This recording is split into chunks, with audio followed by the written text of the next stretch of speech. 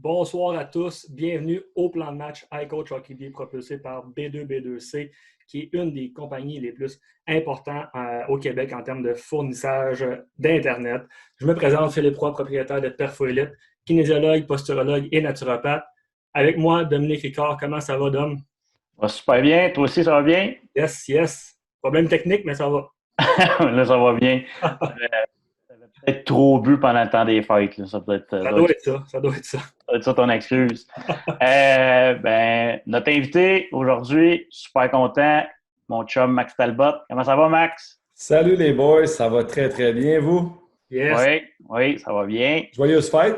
Ben oui, Aussi? joyeuse fête à tout le monde aussi qui sont là présentement avec nous autres en live. J'espère que tout le monde profite de ce temps-là pour se reposer, pour passer du temps en famille, puis pour regarder les games du championnat du monde des moins de 20 ans.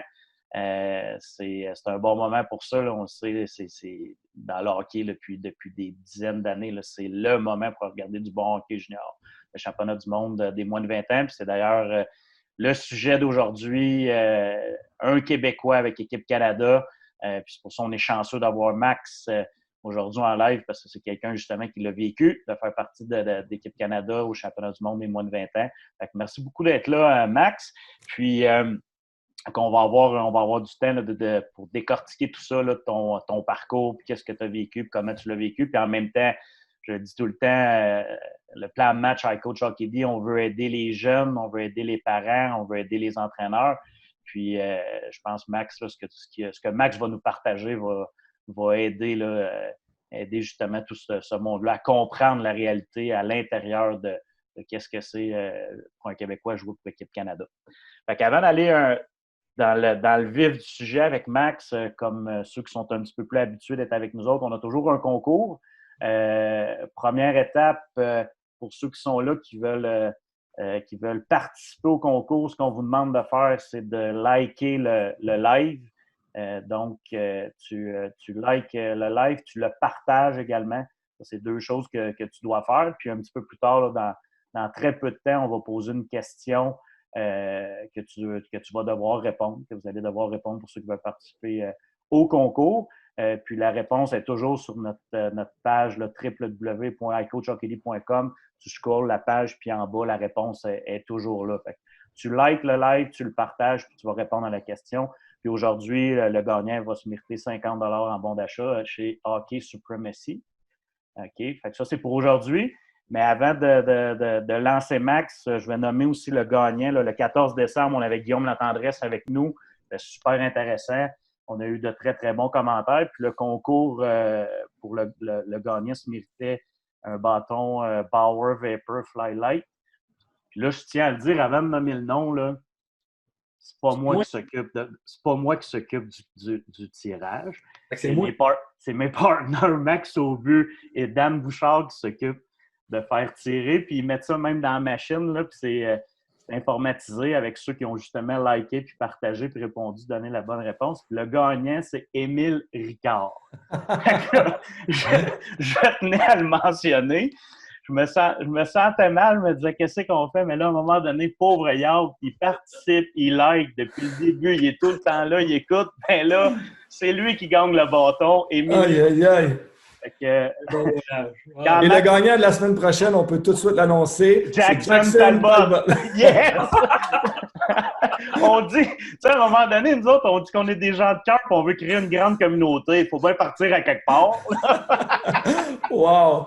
Hey, c'est le fun. Il y avait besoin d'un bâton. Ben là, ça coûte cher, hein? Hey, je vais me partir à un podcast, je vais faire des concours, moi aussi. Quand Max Aubu m'a donné le nom, je dis, t'es sérieux, Max? Ouais, je suis sérieux. OK, ben là, félicitations, Émile. Puis Ben oui. pour avoir ton bâton, je pense que tu sais qui contacter. Tu vas être correct. Va le chercher, il est déjà dans ta chambre. Fait que, Max, écoute, on en a jasé, là, parce que ceux qui nous connaissent un peu plus proches, là, moi et Max, on travaille ensemble là, depuis un an et quelques avec la compagnie CAA là, comme agent puis conseiller. Fait qu'on on se parle souvent, puis on échange, puis on est des chums, fait qu'on on parle de plein de choses. Puis le championnat du monde junior fait partie beaucoup de nos conversations dans les derniers jours, dernières semaines. j'imagine que tu as regardé des games dernièrement du Canada puis que ça t'a rappelé des souvenirs. Oui, oui, beaucoup. Mais premièrement, avant de commencer, est-ce que ça paraît que j'ai fait équipe Canada? Juste comme ça, là, je vais Ou juste faire ça ça. t'a coûté cher dernièrement? Ouais. Un des deux, ouais. Je vous jure que c'est à moi, ils me l'ont donné parce que j'ai participé pour Équipe Canada à quelques reprises dans ma carrière. Et j'ai écouté votre intro aussi. J'étais avec vous lors de l'intro là, Oui. où on voit moi, André et Dom Cham. Et pendant que ça se passait, juste parce que là, j'étais à mon bureau, juste avant, j'ai la fameuse note que Sid m'avait écrit, que j'avais écrit à Sid. Ah, OK. Donc, moi, j'avais écrit Make this team a winning one. Puis là, Sid, le lendemain, c'était Let's do it again avec un smile, puis Sid, tu sais. Puis là, j'avais écrit la date, puis j'ai dit We did it, puis j'avais redonné. Je voulais qu'elle garde, puis c'est dernièrement qu'il me l'a renvoyé.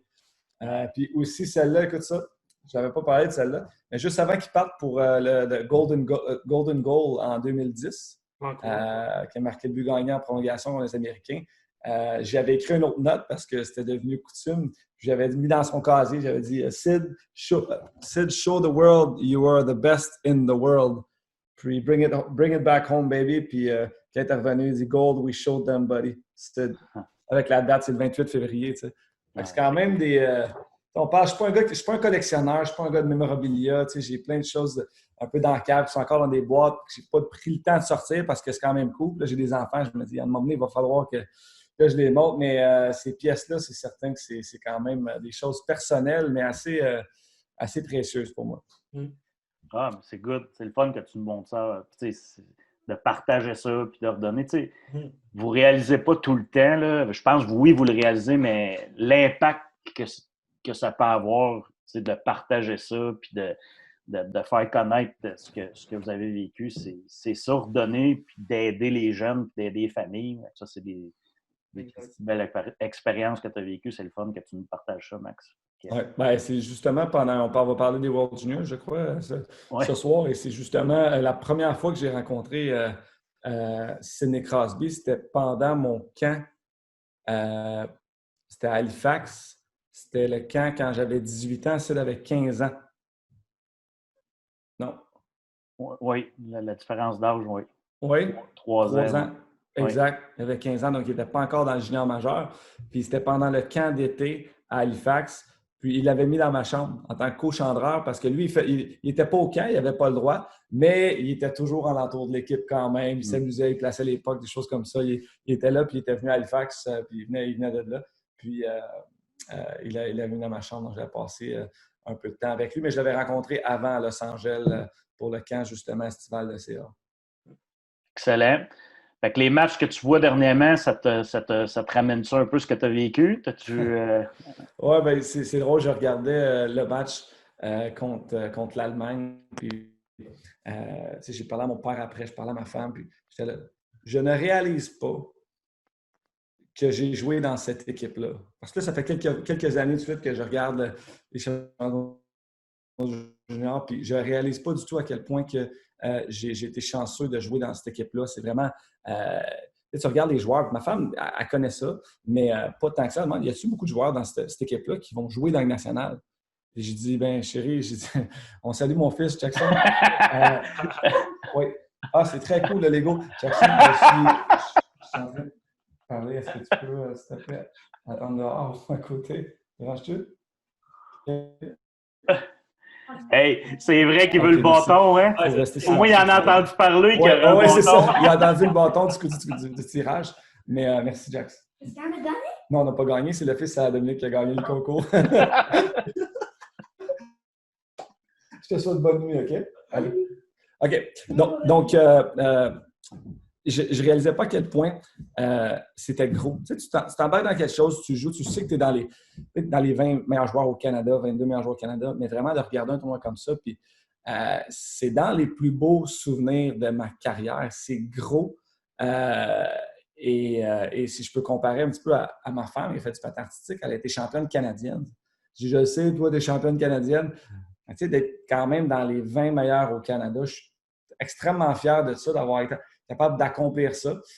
Mais on dirait que quand tu es jeune et tu passes par là, ça passe très vite et souvent, tu n'as pas le temps de le réaliser, de réaliser à quel point c'est gros. Mm-hmm. C'est ça.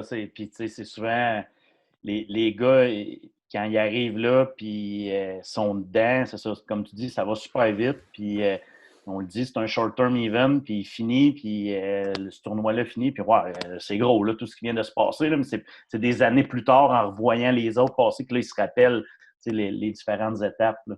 Exact, parce qu'il y en a des étapes. Hein. C'est un processus. Il parle toujours du processus. Le processus commence avec les moins de 17 ans. C'est Équipe Québec. Puis c'est de bien performer là parce que déjà là, tu as les meilleurs coachs, les meilleurs scouts, les dirigeants d'Hockey Canada. Et c'est pas seulement sur la glace que ça se passe. C'est de faire bonne figure, de montrer que tu es un joueur d'équipe. Parce que de là, ce que tu vas avoir fait au moins de 17 ans, lorsque tu as 16 ans, les gens d'Équipe Canada, quand tu arrives à 19 ans, ils s'en souviennent. Et à cause de ta performance, pas seulement à cause parce que tu peux pas avoir fait ce tournoi-là et avoir une super de belle saison, puis là, les gens vont te voir, mais ces tournois-là vont très, très, très loin dans une carrière junior parce qu'après, c'est les moins de 18. Il faut que tu aies performé au moins de 17 pour faire l'équipe des moins de 18. Puis ça devient très international. Nous, on avait fait le tournoi des moins de 18 en Tchécoslovaquie, puis un petit peu en Tchèque. Et là, tu te rends compte, je suis désolé, gang. C'est pas grave. Mon garçon, il n'a pas compris que. Parce que je travaille toute la journée à mon bureau et pour lui, c'est juste un autre appel. Normalement, ce n'est pas des Facebook Live. Donc, il va rester extrêmement silencieux. Hein, Jax? Genre. Oui, c'est ça. Oui, exactement. Merci, Jax. Il reconnaît le fameux chuche des Playoffs 2009. Donc, tu sais, c'est toutes ces performances-là additionnées qui rentrent en ligne de compte. Et c'est des petits moments dans une carrière. Puis de faire ces clubs-là, il faut être capable de performer au bon moment. Tu sais, parce que c'est des tournois, comme nous me l'a dit, là, c'est très short term. Et il y a des joueurs qui sont pas capables nécessairement. Ils peuvent avoir une saison puis avoir des super bonnes saisons. Mais quand ça arrive le crunch time, puis c'est ici que tu as besoin d'être sharp, de piquer au bon moment, ben il faut que tu le fasses. Il faut que tu sois un genre, tu as la réputation aussi d'être un gars de grands événements parce que ça se passe, ça arrive très, très vite, puis tu clignes les yeux, puis tu mènes 3 en finale, puis tu finis, puis c'est 4-3, puis ça, on en parlera tantôt. Là. Oui, on va en parler. Tu voulais pas trop en parler, mais c'est ça, on va en parler. Phil, tu voulais-tu... je voulais savoir, en fait, là, parce qu'on a vu, tu sais, je pense que c'est Hockey Canada qui a posté ça sur les réseaux sociaux, les vidéos comme de quoi les joueurs ils se faisaient annoncer qu'ils faisaient l'équipe. Je serais curieux de savoir, est-ce que c'était comme ça dans ton temps, là, c'est pas trop vieux, là, mais comment tu as su, mettons, que tu as fait l'équipe? Ben, c'est une journée très stressante et au même titre que les gars qui se l'ont fait annoncer, c'était dans leur chambre, nous aussi. Ils font vraiment une annonce, là. C'est quelque chose de quand tu sais le matin si tu vas faire l'équipe ou pas et tu sais que ça vient cogner à ta chambre. J'ai vécu le même processus il y a 3 ans quand c'était le processus des Olympiques où j'ai pas été appelé à faire l'équipe. C'est un petit peu la même chose encore. Mais c'est très... C'est pas facile parce que tu sais que tu es dans... C'est entre toi et un autre. Admettons, quand tu es vraiment sur la ligne, là, c'est entre toi et un autre. Ils viennent cogner. Puis, écoute, on aimerait ça te parler. Donc, la situation comme là, ceux qui le faisaient se sont fait annoncer tout de suite. Là, André est là avec un téléphone, la caméra, tout ça. Pour ceux qui ont été coupés, la caméra n'est pas là. Fait que tu le sais un peu. C'est pas la même chose. Et je vais te dire, entre le faire et pas le faire, c'est pas la fin du monde parce que la carrière continue. Puis tu vas vivre d'autres beaux moments et c'est pas parce que tu fais pas cette équipe-là que tu n'auras pas de succès dans ta carrière professionnelle. Loin de là, il y a des excellents joueurs qui ont été coupés. Là, si on préfère toutes les line-up de chaque année. C'est pas parce que tu le fais pas que tu n'as pas de carrière.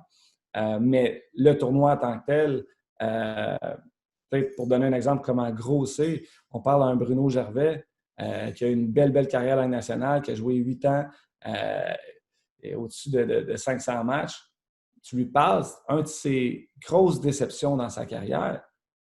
Lui était supposé d'être sur l'avantage numérique. C'était un des seuls joueurs signés qui était dans l'équipe Canada de mon année. Il était au camp avec nous et pendant un scrimmage Il s'est fait frapper de genou, il s'est mal tourné de genou, il a fait un MCL. Puis ça y était. Donc, il n'a pas été capable d'accomplir son rêve de porter ce chandail-là. Puis il en parle, là, c'est pas quelqu'un qui le dit, c'est quelqu'un qui le ressent quand il le dit parce qu'il devient très émotif. Puis ça, c'est un peu encore pour mettre en ligne de compte comment c'est gros ce tournoi-là, puis que j'ai été chanceux de faire partie de cette expérience-là parce que j'étais vraiment pas le plus talentueux. Hein? J'étais dans ces années-là, j'étais un gars qui avait quand même des points juniors et tout, mais on peut en parler aussi comment que l'équipe Canada est montée. Là. C'est difficile pour les dirigeants, les coachs de prendre des décisions de ligne de line-up parce que le talent, il y en a des joueurs. André Tourigny a coupé les 2 champions marqueurs des 2 dernières années de la WHL, des choses comme ça. Il a coupé un de ses joueurs au 67 d'Ottawa qui dit c'est un de mes bons joueurs, moi je vais retourner dans l'équipe. Là. Ah ouais, il faut que je le regarde dans les yeux, mais le pire, c'est qu'il a performé pendant le camp un point par match et plus.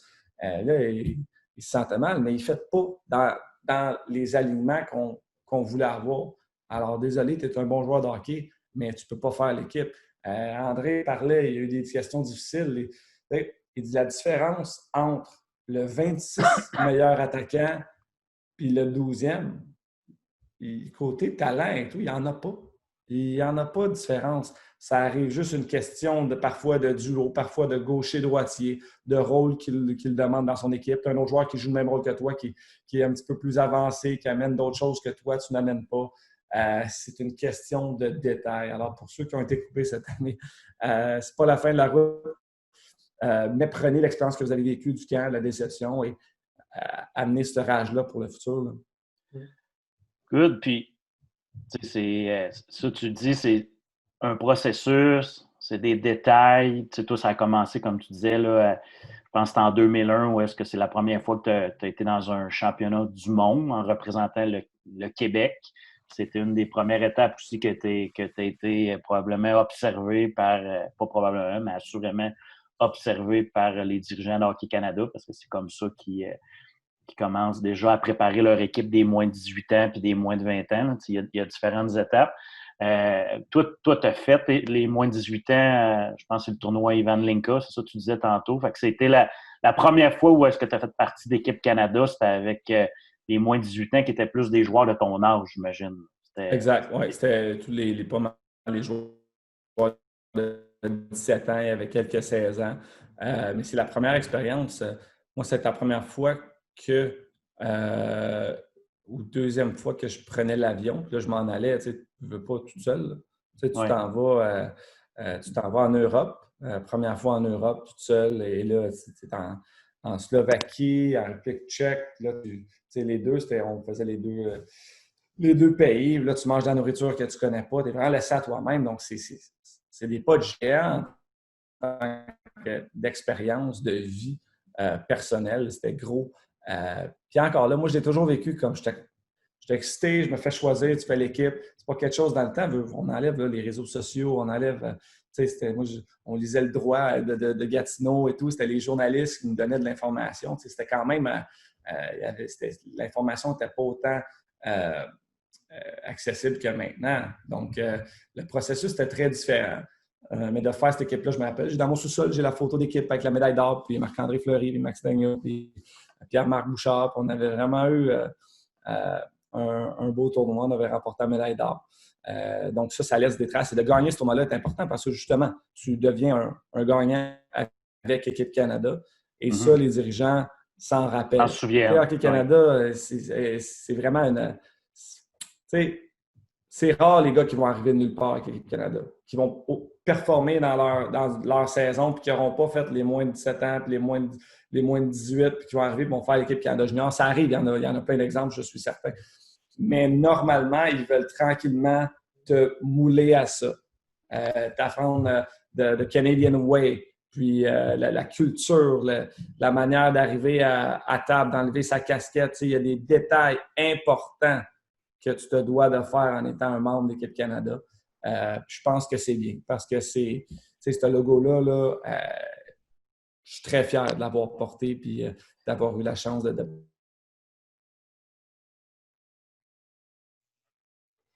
c'est rare qu'il va avoir un gars qui va arriver, from nowhere, ou bien que, là, il y a juste un... Ça arrive, là, Dawson Mercer, l'année passée, il est arrivé, il n'avait pas fait les moins 18 ans, mais il est arrivé, finalement, il a super bien performé à Série Canada-Russie, ils l'ont amené, il a eu un bon camp. Bon, il a fait l'équipe. Il y en a une fois de temps en temps, mais il faut qu'il soit sûr à 150 parce que ce que les gens, là, ceux qui nous écoutent, là, ce qu'ils doivent comprendre, puis moi, j'ai fait partie des sélectionneurs à un moment donné dans ce groupe-là, l'année que Benoît Gros coachait, puis le tournoi était à Toronto puis Montréal. Là, je faisais partie du groupe de sélectionneurs pour les joueurs de la Ligue junior majeure du Québec. Puis, ce que les gens doivent comprendre, c'est qu'il y a tellement de pression. C'est énorme, la pression sur les dirigeants de Hockey Canada. Tu sais, quand on dit, là, tu t'en vas d'un tournoi, c'est l'or ou rien. Mais c'est ça. Mais l'or ou rien, mais tu joues pas contre la paroisse Saint-Eusèbe, là. Tu joues... la compétition est forte, là. Tu sais, la Russie, les États-Unis, la Finlande, la Suède, sans compter des pays qui sont peut-être des fois moins bien nantis, c'est moins de grosses puissances, sauf que c'est un short term. Tu sais jamais ce qui peut se passer. Les Tchèques contre la Russie hier, exact. La Russie, pendant 2 périodes, ils ont donné une leçon de hockey aux États-Unis, puis là, hier, ils perdent contre les Tchèques. Fait que c'est un tournoi où est-ce qu'il y a beaucoup de pression, il y a beaucoup d'enjeux. C'est comme ça. C'est pour ça que le moindre détail, le souci du détail, puis d'être capable d'évaluer les joueurs depuis qu'ils ont l'âge de 15 ans, puis d'apprendre à les connaître, puis tu l'as dit, là, le Canadian Way, puis les attitudes, puis des fois, il y a des gars, malheureusement, qui vont se faire canner négativement tôt, hein, parce que ça n'a pas bien été à 16-17 ans, puis après ça, ils essayent de récupérer. Ça, c'est plate, ça devrait peut-être pas toujours fonctionner comme ça, mais c'est comme ça. À un moment donné, il faut que tu fasses. C'est un gros bassin de joueurs aussi, là. C'est ça l'affaire. Oui, c'est que, il y en a d'autres à côté. Là. Si toi, ça ne fait pas, il va en avoir un autre. Ça ne peut pas désavantager. Mettons, exact. Puis, on dit que le hockey, c'est un sport à développement tardif. Mettons, aussitôt que tu te fais taguer à 15 ans, 16 ans, que tu te fais inviter, puis tu fais les moins de 17, moins de 18, ainsi de suite, ça ne désavantage pas l'autre, que peut-être que lui, il revient par après. Oui, mais Phil, en fin de la journée, là, tu vas les mettre sur la glace, un à côté de l'autre pendant le camp, il va avoir la même chance, la même. Puis, il va peut-être falloir qu'il performe un petit peu plus que l'autre, oui, pour justement défaire ce qu'il a mal fait, tout ça. Mais c'est une responsabilité du joueur. Tu sais, il n'y a pas de chemin parfait. Tu fais ton propre chemin, ta propre route. Et ces dirigeants-là aussi vont tenir les qualités de leadership dans les sélections. Là. Les qualités de bonnes personnes, les qualités à talent égal. Là, ils vont prendre le gars qui est fier, qui veut jouer, qui va se démarquer par justement son leadership, son passé, ces choses. Donc, prépare-toi parce que tu as 22 joueurs au Canada puis tu as un bassin de je ne sais pas combien de joueurs. Tu as le choix. Fait que faut que tu te démarques d'une manière ou d'une autre, que ce soit par ton talent, que ce soit par ton leadership, par ta capacité à frapper. Faut que tu fasses de quoi qu'un autre ne sera pas capable de faire parce qu'il y a trop de choix de joueurs. Puis l'autre chose, Phil, pour répondre à ta question là, d'une façon différente, le championnat du monde junior, là, le championnat du monde des moins de 20 ans, puis équipe Canada, ça n'a pas rapport avec le but n'est pas d'amener des joueurs vers la Ligue nationale. Le but, c'est de gagner une médaille d'or. Des fois, ils vont prendre des joueurs sur le moment qui pensent qu'ils vont les aider le plus possible à gagner une médaille d'or. Puis je l'ai compté l'autre fois, cet exemple-là, mais je vais la reprendre encore. Samuel Girard, Jérémy Lauzon, c'est 2 défenseurs que CAA, on représente. Puis moi, André Ruel, on s'occupait des 2, puis les 2 étaient au camp d'entraînement. Jérémy Lauzon a fait l'équipe. Samuel Girard a été retranché. Puis l'année d'après, Jérémy Lauzon jouait dans la Ligue américaine, puis Samuel Girard jouait dans la Ligue nationale comme underage, à 19 ans. Fait que c'était pas...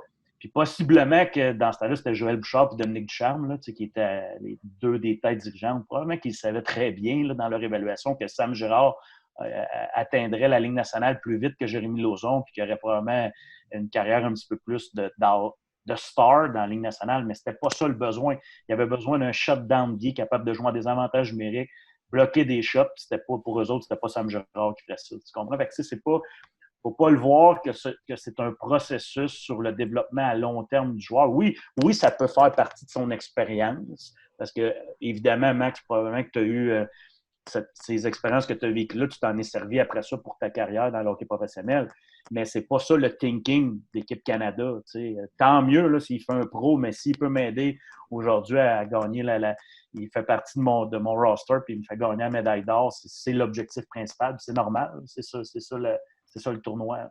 Exact. Et tu parles de faire partie du développement. Là. Moi, il y a 2 facteurs qui ont fait, d'après moi, que j'ai eu une carrière à nationale. J'ai été capable de m'ajuster. C'est Benoît Groulx et c'est l'équipe Canada Junior. Parce que je savais que je devais m'ajuster en devenant un joueur complet parce que Benoît Groulx me l'a dit, mais aussi parce que je voulais faire l'équipe Canada Junior. Je l'ai dit tantôt, j'ai eu 2 saisons de 100 points à 18-19 ans là, dans le junior majeur. J'étais arrivé en janvier. Je n'étais plus le joueur de 100 points. J'étais le gars de 3e trio qui amenait mon énergie, qui jouait en désavantage numérique, qui jouait sur un bon trio. J'avais un os sur mon gilet, mais c'était pas parce que j'allais remplir le net que j'étais là. Et ça m'a justement démontré que je suis pas c'était moi et Marc-André Fleury, les 2 seuls joueurs du Québec, Steven Dixon et Crosby, qui était aussi la GMQ. Mais j'étais le seul Québécois à l'avant. Et là, tu te retournes, tu regardes les gars autour de toi. Là. Puis pour revenir à ce que ma femme m'a dit, savais-tu dire que tu vas jouer national si tu fais équipe Canada Junior? Non, mais les chances sont bonnes en tabarouette parce que je regarde l'alignement de 2004. Là, je crois qu'il y a un joueur qui n'a pas joué de match en national, c'est Steven Dixon. Et pour avoir des carrières, vraiment 80 là, je te nommerai les noms et tu les reconnais tous, à part peut-être 1 ou 2, là, mais ils ont joué quand même national. Donc, ce n'est pas garant de succès, mais c'est pas très loin. Parce qu'il y a quoi, 40 des joueurs nationaux qui sont canadiens, je pense. Je ne suis pas certain, je ne vais pas m'avancer. Je crois que c'est rendu 40 mais 40 tu en prends un certain nombre, tu en prends 20 par année qui rentrent dans la Ligue nationale ou qui vont rentrer dans les années qui suivent. Donc, moi, ça m'a vraiment amené à me développer en joueur complet. Puis Benoît Groulx m'avait préparé à ça. Max, arrête de... Il me préparait dans des matchs que c'est pas juste les points qui comptent. Puis puis il m'utilisait en piqué autant qu'en powerplay. Puis... Joue de la bonne manière. Faut que tu joues de la bonne manière. Lui, il te le disait de même.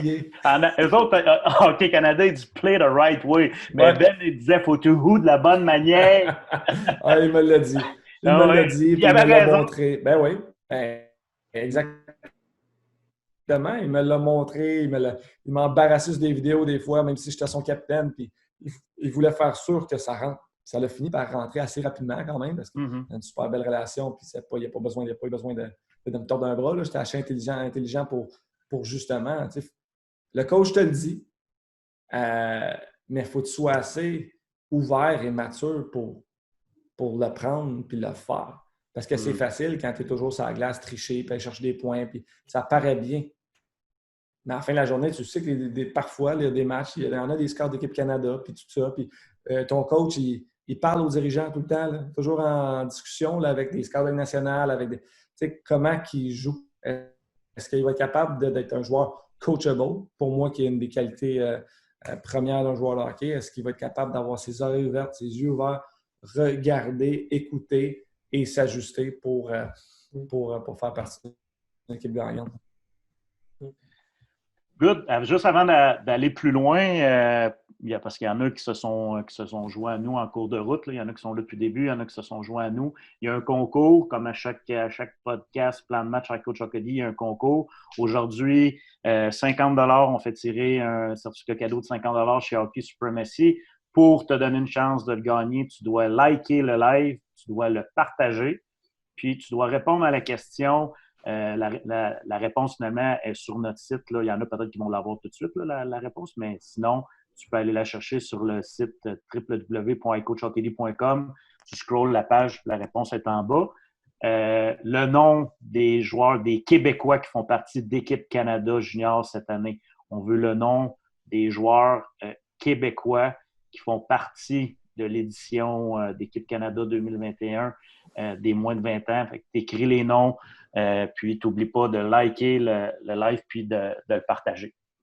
Fait que, Phil, toi, avais-tu une question? Tu voulais-tu aller à quelque part? Je m'en allais justement dire que si les gens ont des questions, n'hésitez pas, puis lancez ça dans le chat parce qu'on va répondre. On est là pour ça. Ouais, Oui. Doom vraiment répond à n'importe quelle question. Ça peut être des questions privées et tout. Ouais. Doom Ricard est très, très ouvert. Il va Moi, nous dire ce soir, en effet, aussi quelque chose qu'il n'a jamais dit à personne. Alors, tu le diras quand tu veux, là, Doom. Là, juste, Faut que je le demande mais- à Isabelle avant ou. Bon.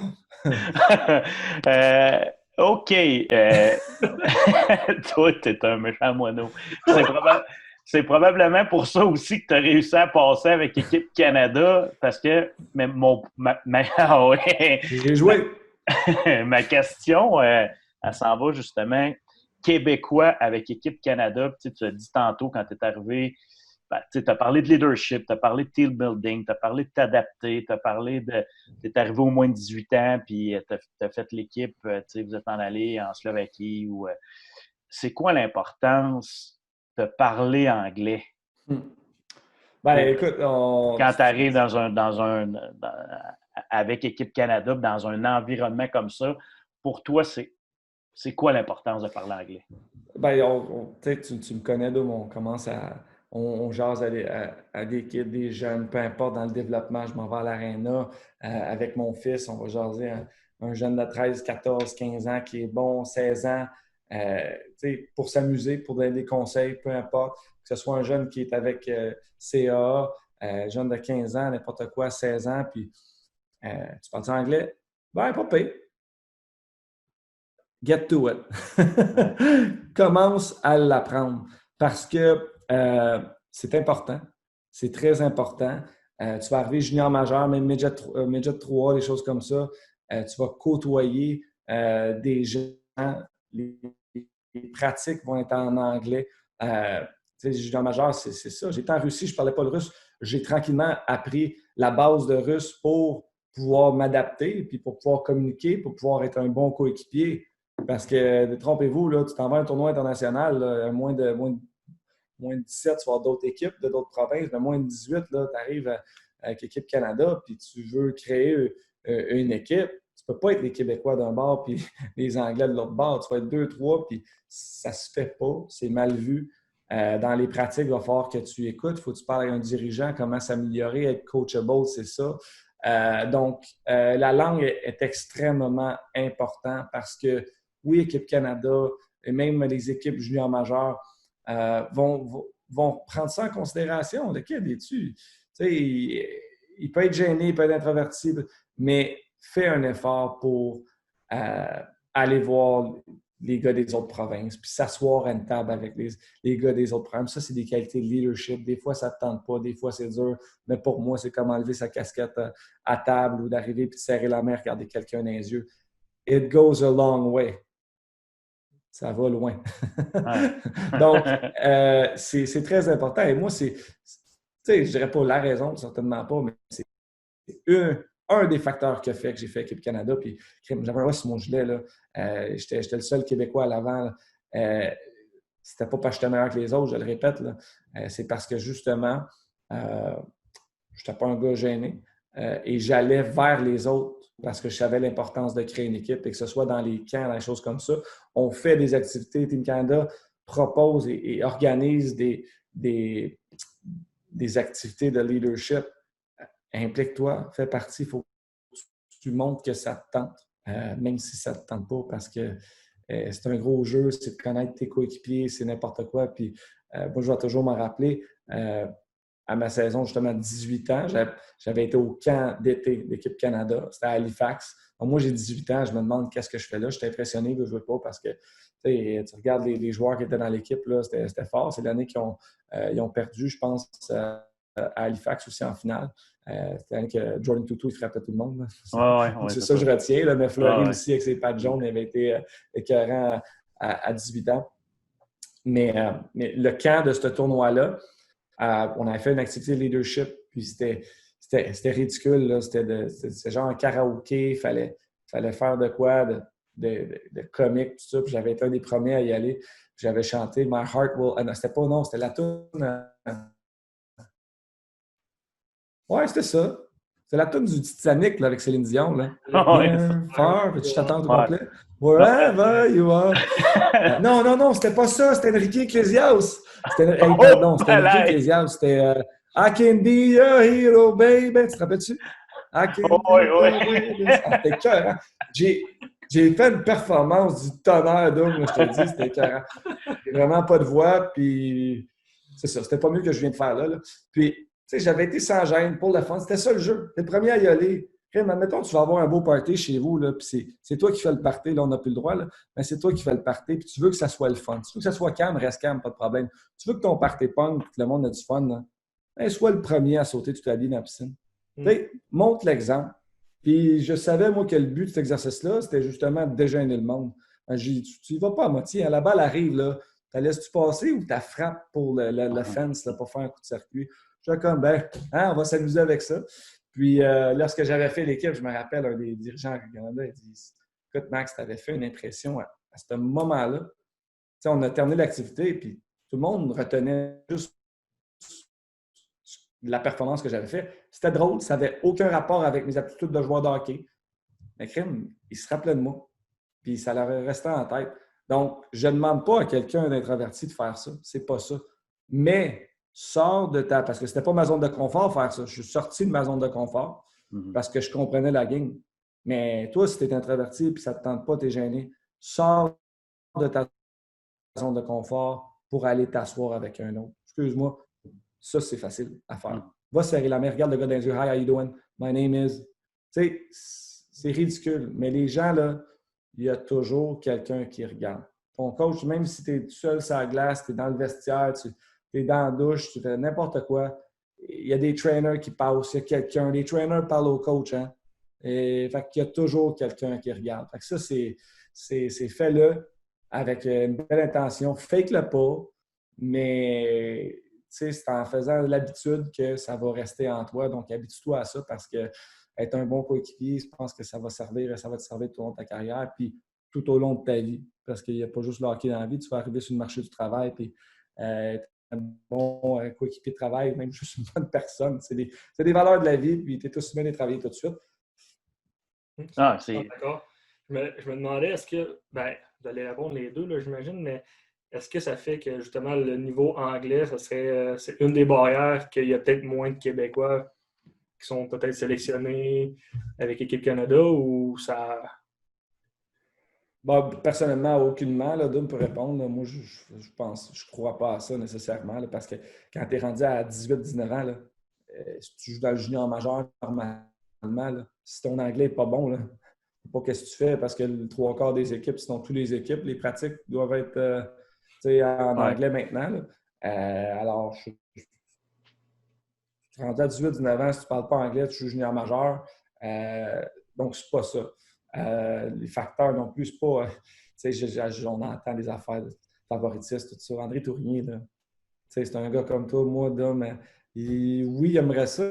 Si si les 20 meilleurs au Canada seraient des Québécois, là, il aurait fait une équipe de Québécois.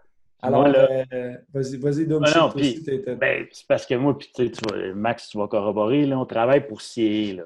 OK? Puis là, je vous le dis, là ici, là, quand un Québécois ne fait pas le club, là, c'est ça, il aime pas les Québécois. Je te dis pas que. Je suis pas en train de dire que tout le monde dit puis pense comme ça, mais j'en vois passer là, dernièrement dans les médias, puis c'est souvent comme ça. Puis André Tournier, c'est mon chum, là, j'ai coaché avec, je sais comment il est. Là. Puis s'il y en a un qui aime bien les Québécois, c'est lui, puis s'il peut leur donner une chance, il va leur donner une chance. Mais indépendamment de ça, on l'entend souvent. Puis là, nous autres, avec CA, ben quand c'est un gars de l'Ontario qui ne fait pas le club, là c'est des gens de l'Ontario qui disent ça. Puis quand c'est un gars de l'Ouest qui ne fait pas le club, c'est ça, c'est parce que c'est... Mais finalement, là, je veux juste dire ça, là. Max l'a dit tantôt, ils prennent 22 gars à travers le Canada. Là. Choisir, c'est exclure.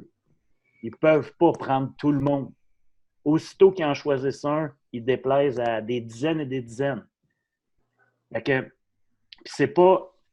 S'il y a quelque chose, à un moment donné, qui peut peut-être nuire parce qu'on est Québécois, ça, je vais le dire à ma manière, puis j'espère qu'ils vont bien me faire comprendre, mais s'il y a quelque chose qui peut nuire parce qu'on est Québécois, c'est quand, justement, on joue aux Québécois, victimes, puis gna gna gna gna gna. Ça, je peux vous le dire que ça tape ses nerfs dans le milieu du hockey. Pas juste l'équipe Canada, la Ligue nationale, puis des équipes pro, puis ça va être pareil si tu as cette attitude-là, que tu t'en vas en Europe, tu t'en vas n'importe où. Si tu commences à jouer là, au plaignard, puis à victime, puis que parce qu'on veut te coacher ou on veut travailler avec toi ou modifier quelque chose dans ton comportement, que tu te braques, puis « Ah, c'est ça, c'est parce que je suis français, puis parce que je suis parce que ça. » C'est sûr que ça, tu vas te faire dans leur tête, ils ne te le diront pas, là, mais dans leur tête, tu vas avoir ce Québécois broyard. Excusez, là, mais c'est ça. Mais si là, tu es de bonne foi, tu as une bonne attitude, tu essayes, puis même que si c'est pas parfait, mettons ton anglais, mais qu'ils voient que tu essayes, je te dis, là, puis moi, je l'ai vécu parce que j'en suis un, moi, que l'anglais est assez ordinaire. Là. Moi et André Tournier, là, on était dans des formations à Calgary parce qu'on a coaché ensemble en 2007. On a coaché Équipe Québec aux Jeux du Canada. Puis il fallait aller faire des formations à Calgary durant l'été. Puis là, on arrivait avec Gilles Bouchard. C'est un beau trio, ça, de Québécois qui ne parlaient pas très bien anglais, mais on s'essayait. Puis André encore plus que moi. Puis Gilles, tu sais, moi, j'étais le troisième en arrière, mais je m'essayais pareil, là. Mais les gars, ils viennent vers toi après, puis viens prendre une bière, puis t'es le fun, puis on était dans la gang, là. Il n'y en avait pas de problème, là. Puis aujourd'hui, André Tournier, son anglais n'est pas parfait, puis il est head coach d'équipe Canada, mais c'est sa personnalité qu'ils veulent, c'est ses compétences qu'ils veulent, c'est sa drive qu'ils veulent. Fait que, moi, je ne joue pas à ça, puis je ne crois pas à ça. T'sais, la seule chose qui peut nuire si notre anglais n'est pas bon, ou si, mettons, un joueur, son anglais est moyen, c'est que ça va nuire à sa capacité de compréhension, où il va se sentir mal à l'aise, fait qu'il ne sera pas optimal dans ses performances. Ça va lui nuire. Parce que lui il n'est pas capable de shiner parce qu'il ne comprend pas tout. Mais... Encore là, c'est sa responsabilité de s'informer. Oui, c'est à lui d'aller. C'est sa responsabilité d'être un bon coéquipier. Puis Québécois, Slovaque, Français, Suisse, tu es un individu.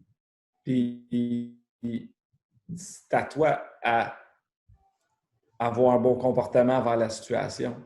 Si tu as besoin d'aide, va chercher de l'aide. C'est facile à dire, là, mais faut que tu sortes de ta zone de confort. C'est ta carrière. Tu en as une, c'est ta vie. Fais du mieux que tu peux. Donne-toi toutes les chances. Puis oui, si tu es en retard dans ton anglais, ben demande de l'aide. Va voir quelqu'un dans l'équipe qui va parler français, anglais. Étudie 2 fois plus fort. On s'en fout. C'est ta responsabilité de comprendre. Puis, c'est pas tout le monde qui va venir te chercher, te prendre par la main. Tu devrais faire ci, ça, ça.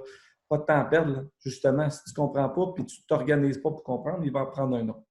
Alors, c'est ta responsabilité d'être prêt puis t'en as juste une chance. Hein? Ça passe très vite. Et... On dit depuis le début qu'ils prennent les 20 et 22 meilleurs. Ben, si tu n'as pas à cœur de vouloir, si c'est pas une valeur pour toi, ben, c'est sûr qu'ils vont prendre l'autre à côté qui veut, lui, là. C'est sûr. Puis les jeunes qui nous écoutent, là, ça commence là. C'est pas juste des paroles qu'on dit, là. J'espère que ce soir, là, ton Netflix, là, mets-le en anglais. Change d'abonnement. Non, mais ça commence là. Change tes films. Ça peut être fait dans le plaisir, là, mais ça doit être fait. Puis il n'y a pas de meilleur moment que tout de suite. Pas demain. Là. Tout de suite. On n'est pas... Vas-y, on n'est accroche. pas... On est plate, là. Va-t'en, So we're going to end up this podcast in English for everyone at home. On n'est pas en train, là, nous autres, là, de renier qu'on est francophone. Non. Que c'est important de parler français. Je suis fier. Ben, j'ai une fleur de lis ici tatouée sur ses côtes. Alors, je suis extrêmement fier, mais puis je ne veux jamais renier mon héritage français, puis je suis extrêmement fier d'être Québécois, on est différents. Puis tu as raison, Dom, puis il faut se tenir ensemble, puis se pousser vers le haut. Mais si on est 3 Québécois dans l'équipe, c'est plate. Mais c'est rare que je me suis assis avec Marc-André Fleury pour les repas. Que ce soit les repas à World Junior, que ce soit les repas à Pittsburgh, ça arrivait. Maintenant, on était 8 Québécois. Là. On ne peut pas les séparer. Là. Mais moi, je faisais un effort de l'opposer. Après ça, je passais mon temps. On allait souper ensemble. Mais tu regardes la pièce. Puis si tu ne veux pas, va t'asseoir le premier. Mais sinon, arrive, puis regarde, puis fais l'effort pour aller t'asseoir avec le gars qui t'aime peut-être pas. Mais apprends à le connaître. Puis c'est une responsabilité. Excellent. Phil, avais-tu une autre question? Pour l'instant, moi, non, pas pour l'instant. Moi, j'écoute, puis à un moment donné, ça sent rien. Ça sent rien, mais quand ça sent rien, ça fesse. Alors, Parfait. Puis s'il y en a qui ont des questions, gênez-vous pas. Là, pour Max, si vous avez des questions par rapport à ses expériences avec l'équipe Canada, allez-y. Si vous voulez aussi autre chose versus sa nouvelle carrière d'agent, Max et Bruno, les Penguins de Pittsburgh, la Coupe Stanley, gênez-vous pas, il est là pour nous autres. C'est quelqu'un de super généreux. Fait que c'est le temps. Si vous avez des questions, aucun problème. Oui. Tu savais que, puis là, je ne veux pas faire comme si j'étais bon, là. Une des grandes fiertés dans ma carrière, là, puis c'est passé mon avant-dernière saison, puis vous l'avez posté la photo pour faire le marketing pour ce podcast-là, là, où je suis capitaine de l'équipe Canada. Ça a été une des grandes fiertés de ma vie. C'est fou, je l'ai vécu ma première année en Europe, en Russie. Je suis arrivé, puis c'était la Dutchland Cup, un tournoi que je ne savais même pas. Tu commences la saison en Russie, il y a un tournoi national en novembre. Quoi? Ah oui? Puis j'arrive là, je fais l'équipe. Premier souper d'équipe, ça se passe vite, il n'y a pas de camp. Ils font juste sélectionner les joueurs. Puis c'était Dave King, le coach. Puis il dit Max, est-ce que tu acceptes le capitaine, le rôle de capitaine? J'avais tellement été touché. Là. J'étais sorti de la pièce un peu parce que je ne m'en attendais pas. J'étais sorti de la pièce comme hein? Quoi? Vraiment? Puis j'avais tellement été fier. Là. Puis ce gilet-là, je l'aime, là, c'est sûr, parce que c'est une grande fierté. Encore là, tu sais, t'es les meilleurs joueurs canadiens en Europe qui ont, normalement, c'est des joueurs un petit peu plus vieux ou des joueurs qui ont jamais percé la Ligue nationale, qui ont fait leur chemin de Ligue américaine, qui sont partis en Europe. Mais vraiment, ça a été une grande fierté pour moi. Puis malheureusement, c'était juste un round robin. Il y avait pas de. Puis on n'a pas gagné la médaille d'or, mais c'était toute une expérience pour moi. J'ai adoré ça. Ce serait laquelle la meilleure expérience, mettons, que tu aurais entre tous tes tournois que tu as participé avec l'équipe Canada, ce serait laquelle? Ben, ça, c'était spécial, juste d'être capitaine. Mais les championnats mondiaux juniors, mondiaux juniors, c'est quelque chose de gros, de puissant. Puis on peut en jaser. Là. Nous, on menait 3-1 en finale en 2004. C'est là que je voulais aller. Ouais. Là, puis le tournoi, vous aviez eu une super performance là, pendant le tournoi à la ronde. Puis, exact. En 4 matchs, on avait 25 buts pour, 4 buts contre. Là. En 4 matchs. C'était pas pire. Ça me fait penser un peu à l'équipe Canada contre l'Allemagne. On avait gagné, je pense, 10-0 contre la Hongrie. Mais on est arrivé en finale, on était largement favoris. Puis on menait 3-1, on allait en troisième période. Puis je ne sais pas ce qui s'est passé dans la chambre, là, mais ils ont scoré 2 buts rapides en troisième, puis ils ont été remportés ça en fin de troisième. Puis c'est le fameux but que Marc-André Fleury sort de son filet puis pour jouer la rondelle, puis il lance, il essaie de dégager la rondelle, puis elle frappe Coburn, puis elle rentre dans le but en arrière de lui. Donc, ça avait fait mal, très, très mal. C'est comme, tu mets le 3-1, tu t'en vas en troisième, tu dis, bon, j'ai juste hâte d'avoir la médaille autour du cou, là, surtout avec l'équipe qu'on avait. Puis, ça a été des buts vraiment malchanceux comme ça. Puis, tu sais, perdu cette finale-là. Ça, c'était en janvier, début janvier. L'année d'avant, j'avais perdu en finale la Coupe Memorial contre les Remparts de Québec avec les Olympiques de Hull. Là, ça, c'était en mai. Là, après ça, j'arrive janvier, je fais les World Juniors en finale. Puis là, j'arrive le mai d'après. On retourne à la Coupe Memorial. On gagne la Coupe du Président. On retourne à la Coupe Memorial. On mène 1-0 en troisième période contre Kelowna à Kelowna. Puis on perd 2-1. Donc, en l'espace d'un an, 365 jours, j'ai perdu les 3 plus grandes finales qui existent au niveau junior.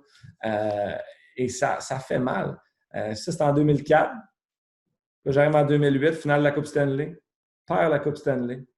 Là, ça fait 4 finales que tu perds. Là. Puis dans ta tête, j'ai toujours, dans le junior majeur du Québec, je t'ai reconnu comme un joueur des séries. 2 fois le trophée Guy Lafleur, le MVP des playoffs.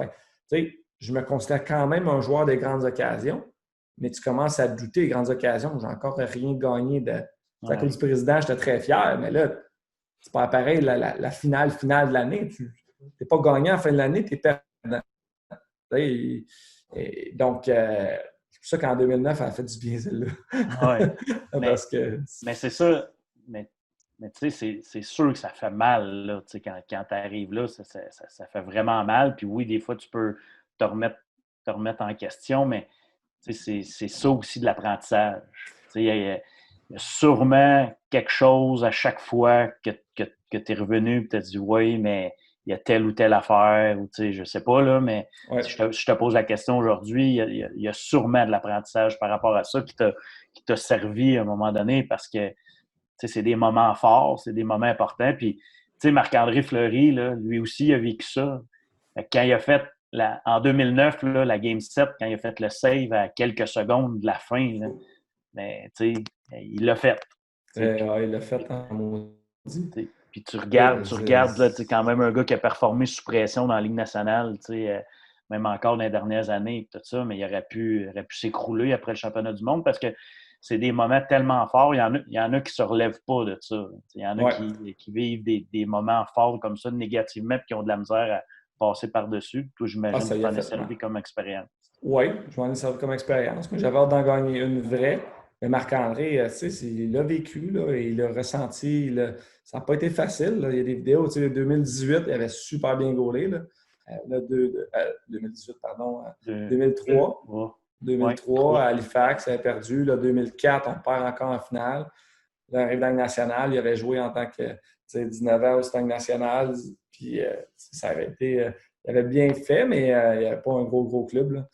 Mais non, la carrière qu'il a eue, là, tu te retrouves, puis c'est Hall of Fame, meilleur coéquipier dans le monde du hockey qu'il n'a jamais joué. 3 Coupes Stanley.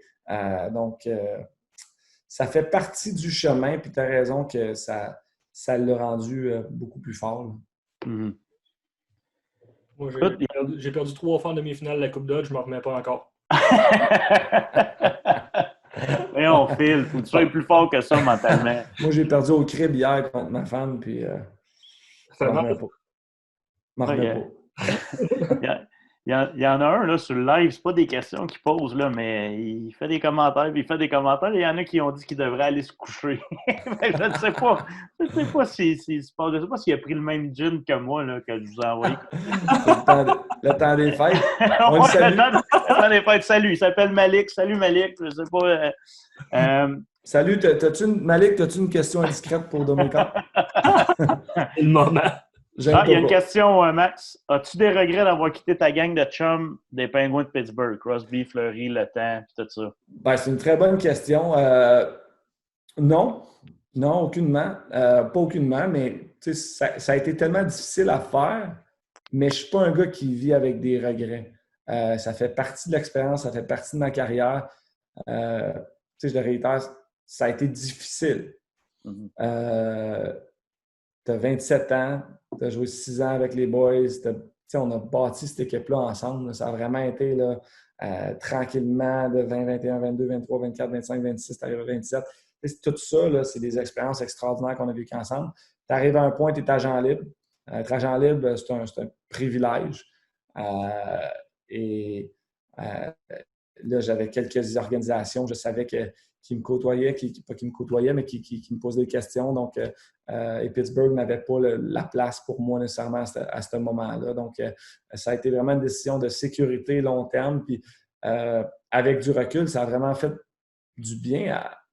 J'ai appris beaucoup là, en quittant.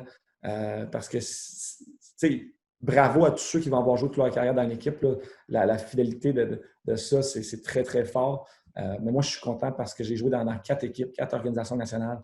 Et tu fais le calcul, c'est de rencontrer plusieurs différentes personnes, plusieurs différents joueurs. C'est un bagage d'expérience extraordinaire, aller jouer dans différents marchés, voir comment, justement, les organisations fonctionnent. Moi, ça m'intéresse beaucoup, là, la pyramide de leadership. Ça part de où une organisation gagnante, la culture. Donc, ça m'a toujours fasciné. Que ce soit les différentes zones de la nutrition, les psychologues, la gym, les joueurs. C'est le leadership d'une équipe, comment chaque équipe est bâtie. J'ai joué 6 ans, c'était Sid le capitaine, en première année. Mais Colin, la première année, c'était Mario. C'était pas pire en Sid.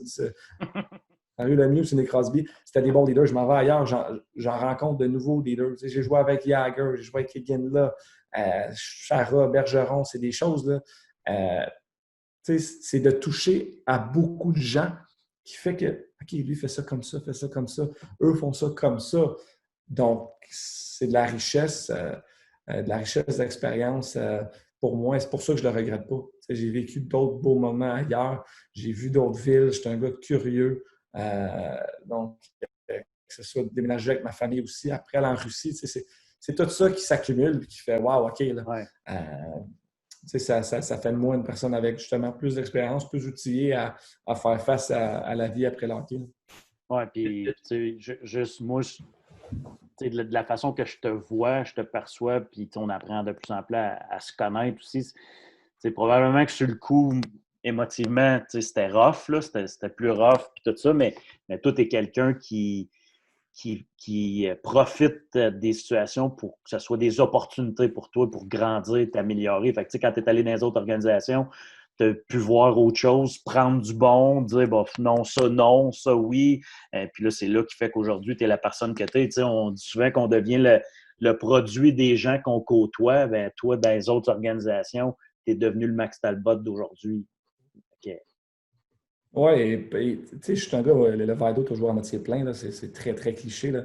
Mais pour moi, là, me faire échanger, là, ça a été une décision personnelle, c'est moi qui ai quitté. Mais me faire échanger, c'est pas parce que mon équipe ne me veut plus, c'est parce qu'il y a une autre équipe qui me veut. Ouais. C'est toujours la perception d'une situation qui fait ta réaction à votre adjacence à ça. C'était vraiment, ah non, cette équipe-là, André Tourigny est venu me chercher parce qu'il a besoin d'aide avec son piqué. Je suis parti de Philly, c'était pas parce que j'avais pas eu un bon début de saison à Philly. Probablement. C'est pour ça qu'ils m'ont laissé aller. Mais Colorado aussi avait besoin de moi. Puis, donc, c'est la manière que tu le prends, puis tu continues à avancer. Puis, je quitte en Russie. Ça a été dur de quitter la nationale. La première saison en Russie, j'ai performé en Russie. Ça allait super bien. J'étais bien, mais quand je regardais NHL Network, là, puis je regardais les gars qui étaient dans la ligue encore, puis 2 ans après, 3 ans après, je ne veux pas nommer de nom, là, mais je regardais les joueurs, j'étais là. Je suis meilleur que ce joueur-là. Tu es encore capable. Tu as toujours le doute, est-ce que j'ai bien fait de quitter? Puis à la fin, la réponse est toujours oui. Parce que tu prends une décision éclairée avec l'information que tu as. Puis il faut que tu avances. Il ne faut pas que tu recules. Puis, tu sais, moi, les regrets dans la vie, c'est ça. Ça n'existe pas. Il faut que tu. J'ai vraiment pris les meilleures décisions pour moi à ce moment-là. Peut-être que ce n'était pas les meilleures décisions avec du recul. Moi, je pense que oui. Puis, je suis certain que oui. Mais il y a des gens qui ont des regrets qui disent j'aurais peut-être dû faire ci, faire ça, oui. Mais tu ne le savais pas dans le temps que tu l'as fait. Tu n'étais pas prêt à le recevoir. Alors, la perception d'une situation est super importante. Y a-tu une équipe, mettons, dans la Ligue nationale que tu aurais aimé aller jouer, mais que tu n'as pas eu la chance d'y aller? Oui, ben j'aurais vraiment aimé ça aller avec le Canadien. Ma dernière saison, j'ai essayé quand je suis revenu de la Russie, peut-être à jouer dans la Ligue américaine une année. Ça n'a pas fonctionné, mais oui, jouer pour le Canadien m'aurait vraiment fait triper, je pense. Ça, c'est facile à dire, je pense, pour un Québécois, puis c'est très cliché, mais c'est vraiment, j'aurais vraiment aimé ça.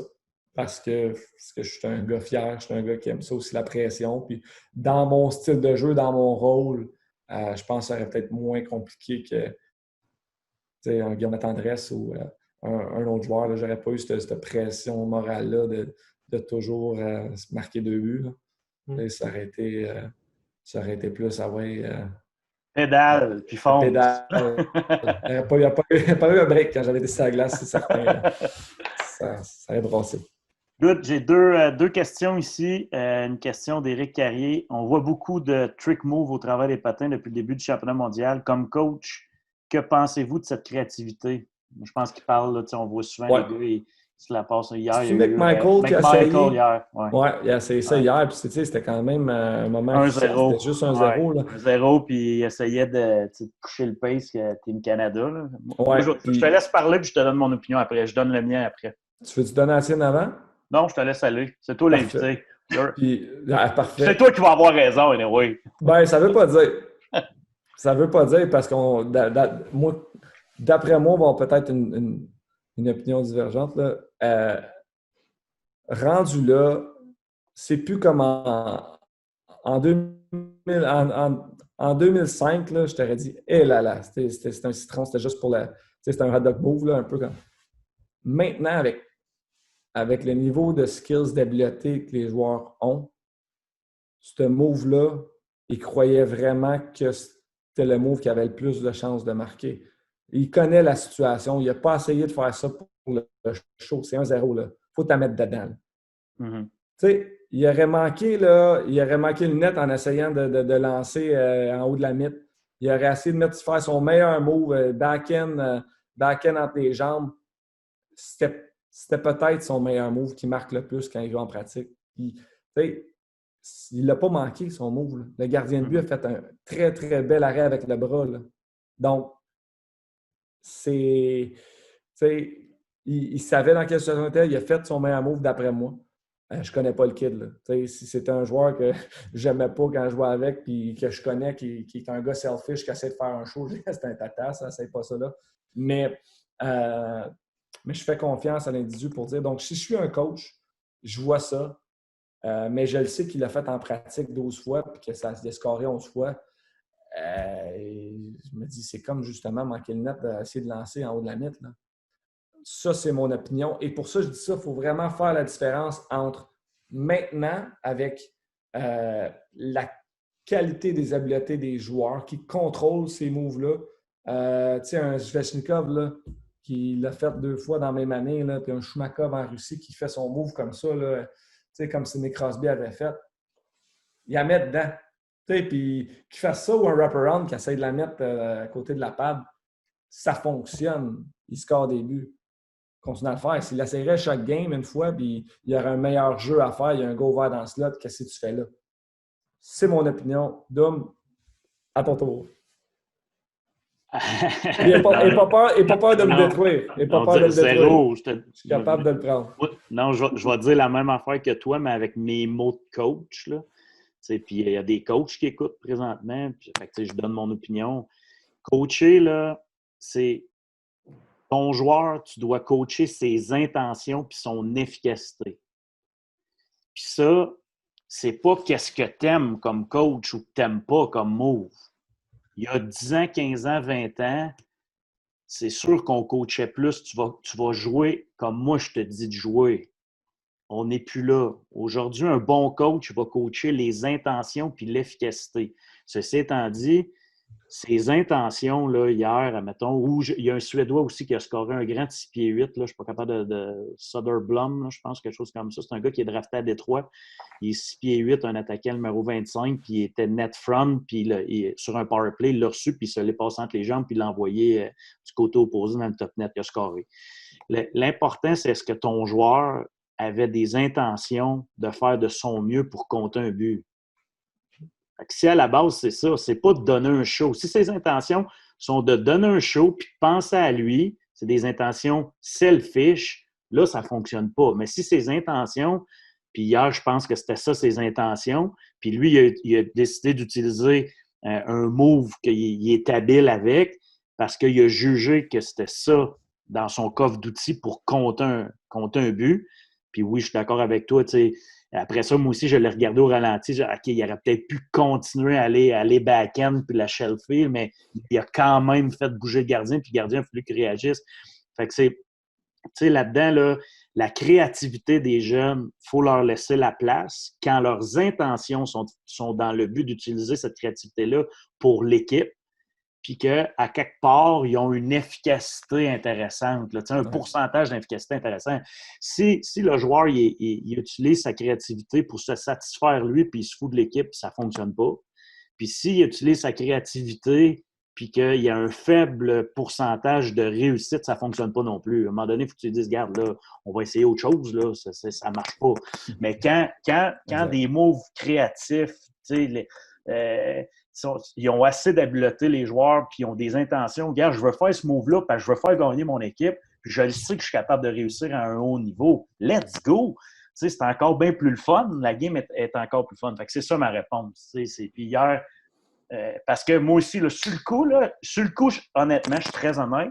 J'étais assis avec mon garçon. Sur le coup, j'ai eu un réflexe de bloc 15 ans.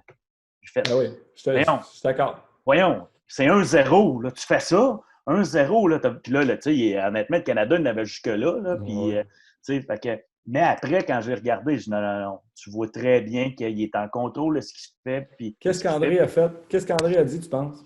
Penses-tu, ou même pas, peut-être qu'il n'a rien dit. Qu'est-ce qu'il a ressenti? Tu le connaissant, même chose qu'on pense? Je pense que oui, je pense qu'il est à la même place que nous autres. Il y a peut-être eu, tu sais, si hier, André, en arrière du banc, il était dans l'insécurité, tu sais, s'il se sentait insécure en arrière du banc, il y a peut-être eu un réflexe de la vieille école de faire voyons. S'il était bien, là, tu sais, si en arrière du banc, là, il était bien avec lui-même, tu sais, puis il était dans un bon mood, je suis convaincu que. Puis il connaît le jeune. Il connaît personne. S'il connaît que c'est un jeune qui a des bonnes intentions habituellement, il n'a sûrement pas douté. Puis il a dit, regarde, c'était ça le move à faire. Le résultat est le même. C'est ça l'affaire, c'est que pour lui, faire ce lancer-là, entre les jambes ou en shootant en haut du bouclier de la même façon, le résultat est le même. Le gars-là l'aurait peut-être arrêté, c'est juste qu'on n'en parle pas aujourd'hui. Ben non, c'est parce que là, on sort de la boîte. C'est pas dans nos habitudes. C'est pas nous autres, on n'a pas de cette école-là. C'est pour ça que la question est très pertinente. Oui, mais on est assez mature si on n'évolue pas avec la game et le talent des kids. On m'a mené, puis tu restes avec ce que tu as fait là. Moi, je voulais que tu lances Fireball. Pas toi qui t'en échappé. Là. Non, exactement. c'est ça. Ça arrive tellement vite que tu y vas avec ce que tu connais. Là. Ouais, puis connaissant André, là, si tu dis qu'est-ce que tu penses qu'André a pensé, le connaissant, il a dû dire hey, avec le talent qu'il a et le nombre de goals qu'il a scoré dans sa vie, d'après moi, il savait ce qu'il faisait à la matinette. Plus que moi. Là. Plus que moi. C'est ça. Et moi, si j'avais fait ce move-là, je serais sûrement tombé. Alors, c'est ça. C'est ça, c'est une autre histoire. Exact. Il y a une autre question qui s'adresse à toi, mais que moi aussi je peux répondre parce que ça parle des agents. C'est Charles Gingras qui dit « J'ai vu un article récemment qui parlait des agents qui recrutent les joueurs de plus en plus jeunes. Quelle est ton opinion? » On n'a jamais parlé de ça, Max, hein? On en parle pas mal à chaque fois qu'on se parle. Ouais. Et c'est ça. Il faut faire extrêmement attention. Puis je pense que Dom et moi, là, comme on dit, on s'en parle souvent. Puis c'est pas ça. Hein? C'est surtout pas ça. Dom l'a dit tellement souvent, le sport du hockey est un sport de développement tardif. Et c'est très dur pour les agents, comme pour les dépisteurs, d'être capable de prendre un jeune à 14 ans, à moins que ce soit un Sidney Crosby 13 ans, puis de dire lui, il va jouer, c'est sûr. Okay? Alors, pour nous, c'est de faire des critères de sélection. C'est quel style de joueur qu'on veut, comment CA veut recruter son équipe, parce qu'à la fin de la journée, un agent, c'est quelqu'un qui va bâtir une équipe un peu, qui va accompagner des jeunes, qui va leur donner des outils pour accomplir leur rêve, qui est, on espère, jouer dans la Ligue nationale ou jouer au hockey du plus haut niveau. Donc, c'est de regarder lequel qui a un potentiel, mais les jeunes joueurs ont tellement de pression. C'est pas, pour dire qu'un joueur à 13 ans va jouer en Ligue nationale, il faut que tu sois sûr. Sidney Crosby, on le savait, là. C'était ça, là, mais moi, j'ai eu un agent, j'avais 16 ans. Là. Puis, je n'ai pas eu besoin nécessairement avant que j'aille à 17 ans au draft de la Ligue nationale. Là. Donc, c'est ça. Non, on n'est pas pour ça, disons, à CA, mais donc...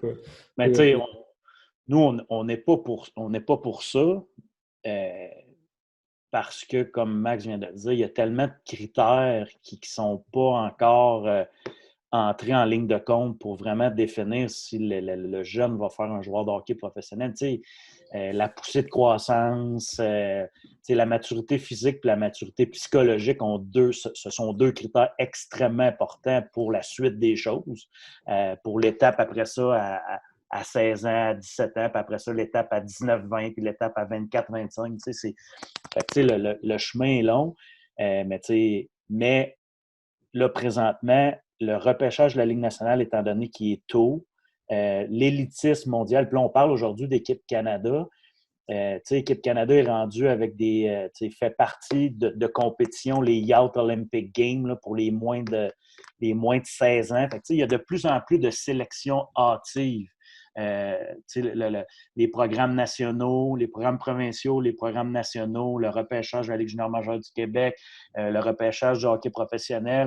Puis là, même là, on va se dire les vraies choses là, avec avec la situation de la pandémie, là, la conjoncture économique des équipes de la Ligue nationale va faire en sorte qu'il va y avoir de plus en plus de jeunes joueurs qui vont jouer. Les joueurs plus vieux vont malheureusement payer la note. Ce n'est pas eux autres qui vont cacher les plus gros contrats parce que là, le salary cap n'augmentera pas. Fait qu'il devrait y avoir de plus en plus de jeunes joueurs qui vont. Tout ça fait en sorte que c'est toute une pression qui amène les agents à recruter les joueurs de plus en plus jeunes. Mais on répond, on n'est pas pour ça. On aimerait ça attendre le plus longtemps possible. Mais nous, à un moment donné, il y a d'autres compagnies aussi qui le font. Fait que on y va, nous autres aussi, un petit peu plus jeunes. Mais on veut surtout s'assurer, nous autres, Max, moi et André Ruel, on veut s'assurer que les jeunes et les familles soient bien accompagnés, qu'on donne du coaching et qu'ils continuent à avoir du fun dans la vie. Parce que, comme tu l'as dit tantôt, il y a tellement de pression sur eux autres qu'il faut que les jeunes, oui, ils se donnent une chance de réussir leur disons, carrière de hockey, là, mais il faut aussi qu'ils vivent ce qu'ils ont à vivre comme jeunes de 14, 15, 16, 17 ans. Là, ils ont des expériences de vie aussi à vivre là-dedans. Puis c'est là que nous autres, finalement, là, Max, on le dit souvent, on fait du coaching sportif, mais on fait du coaching de vie aussi avec les gars. On parle de comment ça va dans ta vie, ta blonde. C'est beaucoup plus large que de dire OK, tu vas faire ça pour te faire drafter, patati patata. Parce que si c'est pour être juste ça, définitivement que c'est beaucoup trop jeune parce que les paramètres pour faire un joueur de hockey professionnel, c'est très, très long. C'est un marathon, là, faire un joueur de hockey professionnel. C'est justement ça que j'allais dire. Ça doit dépendre de l'intention que, mettons, l'agent a derrière à aller recruter ce jeune-là. Est-ce que c'est qu'il voit quelque chose, un potentiel, mais qu'il va le laisser aller, puis il va trop mettre de pression, ou ben non, il va bien l'accompagner, il va bien l'équiper, il va donner des bons outils, tout en ayant du fun, parce que comme tu as dit, Dom, à cet âge-là, c'est même plus vieux, mais il faut que tu aies du fun dans la game, parce que sinon, rendu plus vieux, ça ne te tente plus. Là. Exactement. Il faut être du fun pas mal toute ta carrière, je pense, parce que ça devient de la passion. C'est pour être à l'aréna autant, puis il faut que tu t'amuses. Puis, je pense pas que c'est le rôle d'un agent de mettre de la pression à un kid. C'est surtout le contraire. C'est d'arriver à désamorcer des choses, d'arriver à. C'est, comme Dom dit, c'est du coaching de vie, puis c'est ça, moi, que j'aime le plus faire dans tout ça. D'arriver à donner des trucs de OK, cette situation-là, voilà comme ça, ou fais ci, ça. C'est pas parce que tu ne veux pas coacher par-dessus un coach non plus. Pas ça notre responsabilité. Les coachs qui sont en place, normalement, sont très, très qualifiés. Donc, c'est d'accompagner le jeune pour qu'il se développe humainement et professionnellement, et je dis humainement avant, le mieux possible pour faire ça sainement. Puis après ça, ben c'est ça, c'est à lui. Puis des fois, là, c'est ça, c'est lui qui fait le travail. Nous, on va essayer d'entourer les outils pour qu'il puisse se développer le mieux possible en fin de la journée. Là. C'est toi qui est sur la glace, qui performe, qui s'amuse, qui fait le travail. Puis c'est ça qui est le fun à faire. Ce qui est cool aussi, c'est que c'est des gens comme, exemple, vous, qui a du passé et qui a du vécu, c'est que ça donne aux joueurs. Vous êtes comme un peu son mentor, ou est-ce que vous lui dites un peu les erreurs qu'il ne doit pas faire. C'est comme s'il prend un gap au-dessus des autres. Il y en a des mentors qui sont plus business, d'autres mentors pour ci, pour ça. Ben, moi, je pense que c'est que pour le positif. Là. Quand c'est bien fait. C'est ça. Il faut que ça soit bien fait et que le jeune soit au centre des préoccupations. Comme Max a dit, en bout de ligne, c'est lui. C'est sa vie, c'est sa carrière, c'est ses objectifs, c'est ses rêves. Nous, on est là pour le guider, l'accompagner à faire les bons choix et à vivre une étape après une autre de la bonne façon. À un moment donné, il y a des jeunes qui vivent du succès, ils vivent des échecs, des déceptions. Nous autres, on est là, on les encourage, on les accompagne. On veut pas on veut qu'ils persévèrent à travers tout ça. On est plus là. Tu l'as dit tantôt, Phil, aussi, c'est de la façon que ça se fait. Pourquoi tu recrutes un jeune. Puis moi, je dirais, c'est sûr que là, on va prêcher pour notre paroisse, Max, là, mais un gros avantage, être avec CA, exemple, plus tôt, ce qui est intéressant, c'est qu'un peu comme avec Équipe Canada, que quand tu fais partie d'Équipe Canada, c'est que tôt, quand tu es avec CA, mettons, on t'amène à Los Angeles quand tu as 16 ans pour un camp, mais tu vas côtoyer des top joueurs aux États-Unis, en Europe, la Suède. Fait que tu peux rapidement voir, OK, c'est ça l'élite mondiale, puis là, je me situe à telle place, puis il faut... Tu sais, Max, il avait vu, il était allé à Los Angeles à son camp avec CA, puis il avait vu Sidney Crosby à 13 ou 14 ans, qui racontes souvent qu'il shiftait Chris Chelios, puis Chelios était choqué après. Ouais. Mais là, tu avais vu, OK, là, moi, je suis peut-être pas pire au Québec, mais je pense que Crosby, lui, est d'un autre univers. Okay. C'est des belles expériences. Ouais, c'est ça. Ouais. C'est ça. Puis, autre question est intéressante, c'est relié à ton justement, l'année que tu as joué avec l'équipe Canada. Est-ce que plus de 15 ans après ton expérience au World Junior, as-tu gardé contact avec des boys de l'équipe en particulier? Y a-t-il des gars en particulier que tu as gardé contact? Sidney Crosby, c'est sûr que j'ai joué pas juste dans ce tournoi-là avec lui, gardé contact. Daniel Payet, j'ai joué avec lui en Finlande en 2012 lors de l'année du lockout. Je regarde les boys, là, Brent Burns est venu à mon party de la Coupe Stanley, il est allé avec Pierre-Marc Bouchard. Je regarde un Jeremy Colleton, qui est maintenant entraîneur-chef des Blackhawks de Chicago. Donc, Steven Dixon. Il a joué avec toi? Je ne savais pas lui. Ouais. OK. Pas fait de points, là, mais t'as bien fait.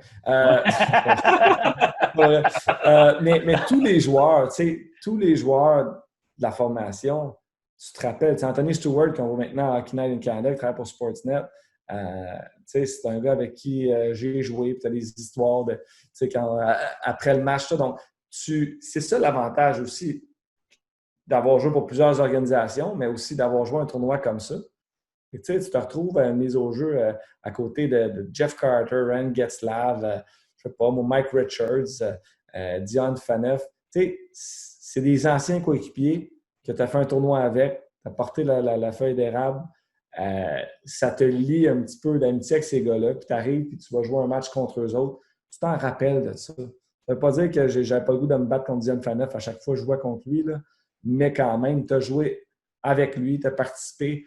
Tu te reconnais, puis oui, tu gardes contact avec ces gars-là, tu te rappelles, tu as des souvenirs distincts de certains matchs, donc ça amène une fraternité. Braden Coburn, j'ai joué aussi avec lui à Philadelphie, qui vient d'être échangé pour les sénateurs d'Ottawa, donc c'est vraiment c'est ça qui est le fun de faire partie. Ça t'ouvre les horizons vers différents joueurs, différentes choses, du voyagement, des manières de faire.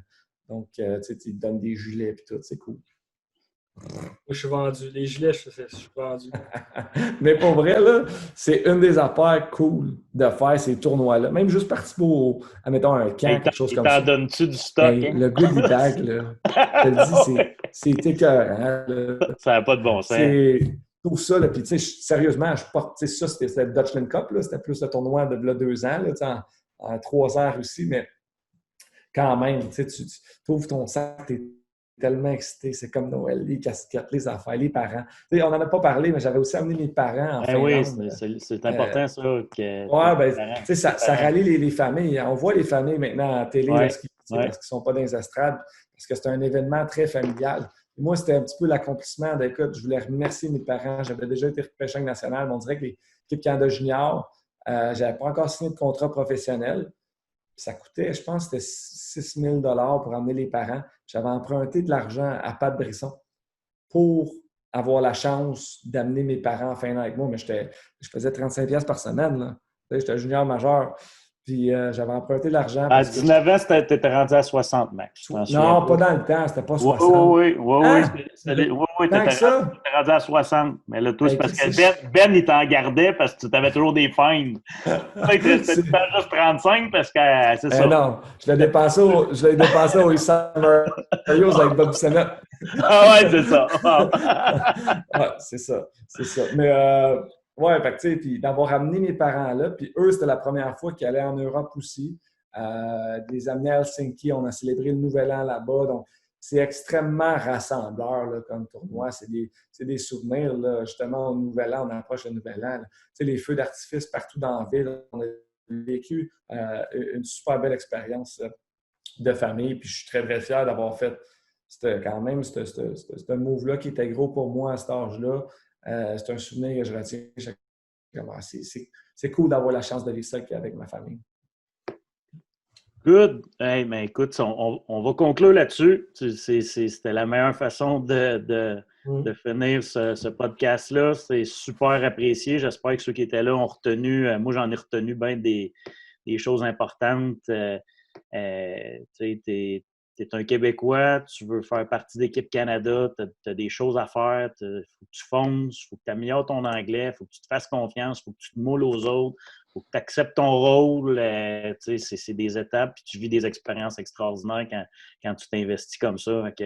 Un gros merci, Max. C'est très apprécié. Puis on va continuer de regarder ce championnat-là en souhaitant la victoire, la médaille d'or au Canada, puis à notre chum André Tourigny qui est là comme head coach. Puis en même temps, ça va te rappeler des souvenirs de 2004 dans ton expérience. Et on félicite encore Émile Ricard pour avoir remporté le bâton. Puis Jackson pour nous avoir montré ses Legos. Oui. Je sais pas encore là. C'est une fusée qu'il fait. C'est une fusée. Hier, il a fait un train. Il aime bien ça. Puis normalement, je le fais avec. Mais là, un petit peu occupé, hein? Merci Phil. Merci Doom. Merci à toi. Ouais, merci pour ton temps, Max. C'est super apprécié. C'est super. Fait que go Canada, go. Puis bonne soirée. Yes. Bonne soirée, gang. Hey, merci d'avoir été là. Bonne fin de soirée. Yes. Bye bye.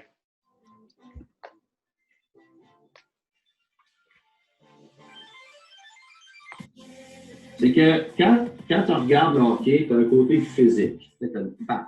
Alors, elle a cette longueur-là. Chaque patte devrait être à la même longueur.